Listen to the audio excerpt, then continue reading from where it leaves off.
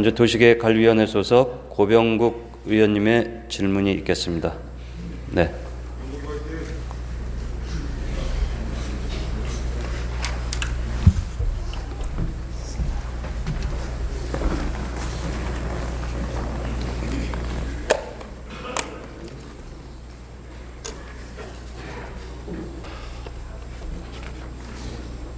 존경하는 신원철 의장님, 선배 동료 의원님 여러분, 종로구 출신 고병국 의원입니다. 한때 유령마을로 불리던 곳이 있습니다. 돈이문 박물관 마을입니다. 지금은 전에 비해 방문객이 증가하는 등 긍정적인 변화가 일어나고 있다고 합니다. 참으로 다행스러운 일입니다. 그러나 결과가 좋다고 해서 과정이 정당화될 수는 없습니다. 그동안 제가 속한 도시계획관리위원회는 물론 행정자치위원회, 문화체육관광위원회 등에서 수많은 논란이 되어왔던 돈이문 박물관 마을의 정당성에 대해서 이제는 냉정하게 한번 따져볼 때가 되었다고 생각합니다. 우리 제2부 시장님 답변대로 나와주시기 바랍니다.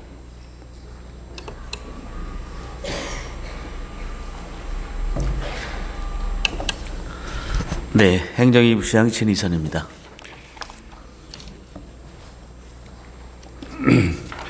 질문에 앞서 돈이문 박물관 마을 조성 사업의 기초적인 사실관계를 몇 가지 확인하겠습니다. 사업 규모 연면적 9,203제곱미터, 총 사업비 약 1,212억 원, 그중 현재 사업이 완료된 1단계 공사비 330억 8,500만 원, 사업 시행자 SH공사, 사업 방식 서울시와 SH공사의 대행협약, 이 부분은 다 알고 있는 내용입니다. 돈이문 박물관 마을 조성 사업의 주요 경과에 대해서 말씀드리겠습니다. 2015년 5월 시장방침 제100호에 의거 사업계획 방침이 수립되고 2015년 12월 SH공사와 대행협약을 체결합니다. 2016년 7월 조성공사가 착공이 됐고 2016년 9월 재정비 촉진계획 변경 결정에 따라 근린공원에서 문화시설로 용도 변경됩니다. 2017년 6월 재정비 사업 관리처분계획 변경 인가 고시를 통해 사업 부지는 종로구로, 건축물은 서울시로 기부 체납됩니다. 제가 오늘 질문을 하고자 하는 부분은 여기까지입니다. 이상 없으시죠? 네. SH공사와의 대행 협약서 중 제5조 사업비 확보, 시는 본 사업이 완료되면 예산 확보 관련 절차에 따라 사업비를 확보하여 공사에 지급하는 것을 원칙으로 한다. 이 부분은 다시 한번 확인해 주시기 바랍니다. 이상 없으시죠? 네, 그렇습니다. 본 질문을 시작하겠습니다. 지방재정법 제44조 채무부담행위에 따르면 자치단체의 장은 자치단체의 채무부담의 원인이 될 계약의 체결이나 그 밖의 행위를 할 때에는 미리 예산으로 지방의회의 의결을 얻어야 한다. 2015년 12월 30일 서울시와 SH공사의 대행계약은 서울시의 채무부담의 원인이 될 계약의 체결에 해당합니다. 지방재정법 제44조 1항에 따라 지방의회의 의결을 얻었어야 합니다. 그런데 서울시는 이러한 과정이 없었습니다. 인정하십니까? 네, 여기에 대해서 좀 답변을 드리겠습니다. 위원님 잘 아시겠지만 돈이문 박물관 마을 조성 사업은 당초 전면 철거하고 그 자리에 이제 공원을 조성할 계획이었는데요. 저희가 역사 전문가들과 같이 그쪽 지역을 조사하고 탐구를 해보니까 서대문에서 들어오는 첫 번째 마을, 그래서 세문안이라고. 네, 저 부시장님, 네. 오늘은 제가 해명을 듣기 위한 자리는 아닙니다. 네. 사실은 그간에 충분히 이야기를 들었기 때문에 몇 가지 사실관계만 정확히 네. 확인하는 데 중점을 두도록 하겠습니다. 미리 예산으로 의회 의결을 받지 않으셨죠? 네, 그렇습니다. 지방재정법 제44조 위반입니다. 이걸 좀 말씀드리면 이제 당초에 이 사업을 SH에 위탁 개발을 해서 수익사업 구조로 가져가려고 했는데 그때 토지 문제가 정리가 안 됐습니다. 소유권 네, 문제가. 알겠습니다. 그 내용도 잘 대형 알고 사업을 하다가 있습니다. 보니까 그랬는데요. 받지 않았습니다. 예. 네. 다음은 공유재산 및 물품관리법 제10조 관련입니다. 공유재산의 취득과 처분은 지방의회의 의결을 받아야 합니다. 특히 공유재산 업무 편람에 따르면 중요재산 20억 원 이상 6,000제곱미터 이상의 경우 기부 체납을 결정하기 전에 공유재산 관리계획을 수립하고 지방의회 의결을 득한 후 체납하여야 합니다. 돈인문 박물관 마을은 2017년 6월 30일 사업 부지는 종로구로, 건축물은 서울시로 기부 체납되었습니다. 부시장님, 기부 체납 네. 결정 전에 공유재산 관리 계획을 수립해서 심의를 받으셨습니까? 네, 그러질 못했습니다. 공유재산 및 물품관리법 제10조 위반입니다. 다음은 도시재정비 촉진을 위한 특별법 제12조 관련입니다. 자치단체의 장은 재정비 촉진 계획을 변경하는 경우 도시계획위원회, 건축위원회 등의 심의를 거쳐야 합니다. 서울시는 이미 2016년 7월에 돈인문 박물관 조성공사를 착공한 뒤 뒤늦게 재정비 촉진 계획 변경 절차를 실시하였습니다. 다시 말하자면 근린공원에서 문화시설 용도로 변경도 하기 전에 이미 공사를 착공한 것입니다. 부시장님, 엄밀하게 따지면 이 부분도 위법이시죠?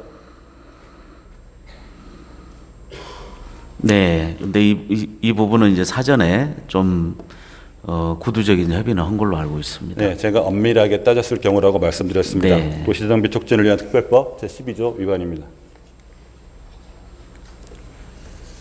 다음은 지방재정법 제33조 중기 지방재정계획의 수립 관련입니다. 부시장님, 따로 설명을 안 해도 되겠죠? 중기 네. 지방재정계획 수립하셨습니까? 네. 이것도 뭐 당초에 저희가 유탁 대행으로 있기 때문에 안 한 걸로 알고 있습니다. 안 했습니다. 예. 지방재정법 제33조 위반입니다. 다음은 지방재정법 제37조 투자심사 관련입니다. 총 사업비 500억 원 이상의 신규 사업의 경우 타당성 조사를 받고 그 결과를 토대로 투자심사를 받아야 합니다. 부시장님, 총 사업비 1212억 원 규모의 돈인문 박물관 마을 조성 사업 타당성 조사 받으셨습니까? 이건 저희가 사후에 투자 심사를 받은 걸로 알고 있습니다. 타당성 조사를 받으려고 했으나 네. 이미 완료가 된 사업이기 때문에 예. 받지 못했습니다. 투자 심사는 했습니까? 예, 투자 심사는 했습니다. 했습니다. 2019년 5월 14일 날 했습니다. 그러나 1단계 공사가 사실상 끝난 뒤에 투자 심사가 지방재정법 37조의 입법 취지에 부합한다고 생각하십니까? 아까 말씀드린 대로요. 이건 프로세스가 당초부터 저희가 상정한 대로 되지 않았기 때문에 이런 결과를 초래했다고 봅니다. 지방재정법 제37조 위반입니다. 다시 한번 정리해 보겠습니다. 지방재정법 제44조, 공유재산 및 물품관리법 제10조, 도시재정비 촉진을 위한 특별법 제12조, 지방재정법 33조, 지방재정법 37조 모두 위반했습니다. 어떻게 이런 일이 벌어졌다고 생각하십니까? 아까 제가 서두에 좀 말씀을 드렸는데요. 당초 이제 공원으로 조성될 마을을 한양 조성의 첫 관문으로 해서 재생 마을로 돈인문 박물관 마을로 조성을 하는 그런 사업입니다. 사실 이러한 사업은 물론 재생 사업도 처음이긴 하지만 이러한 사업 자체가 한 번도 해본 적이 없기 때문에 우리 실무부서에서 행정을 지내는 과정에서 시행착오가 있었다는 것은 인정을 합니다. 다만 제가 이제 실무부서하고 얘기하면서 꼼꼼히 챙기면서 사후적으로 이러한 것들을 치유해 나가고 있고 또 관계 상임이나 위원님들께 양해 말씀도 구했고 사과도 드렸는데요. 그러면서 우리 실무자들도 질책을 했습니다. 다만 이런 새로운 사업들을 하면서 시행착오를 겪고 또 그러면서 이제 앞으로 이런 사업들을 하면서는 개선 방안들이 나오는데요. 또 하나는 우리 실무자들이 힘든 과정을 겪었기 때문에 알겠습니다. 이게 시간의 제약이 있어서 또 그렇습니다. 한편으로는 용기를 줄 필요도 있다고 생각을 합니다. 알겠습니다. 양해해 주시기 바랍니다. 아무리 중요한 일이라도 법령을 무시하고 진행하는 것은 정당성을 인정받을 수 없다고 생각합니다. 부시장님 들어가셔도 좋습니다. 네. 기조실장님 나와서 답변해 주시기 바랍니다.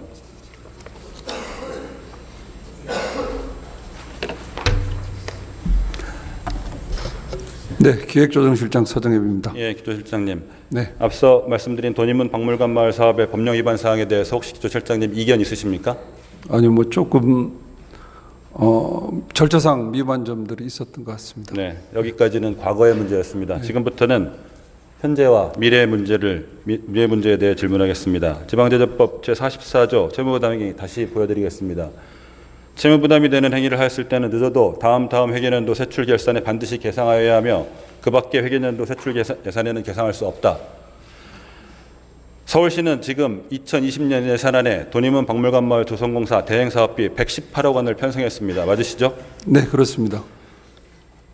동법동 조항에 의하면 조성공사 사업비 118억 원을 2020년 세출 예산에 계상할 수 있습니까? 없습니까?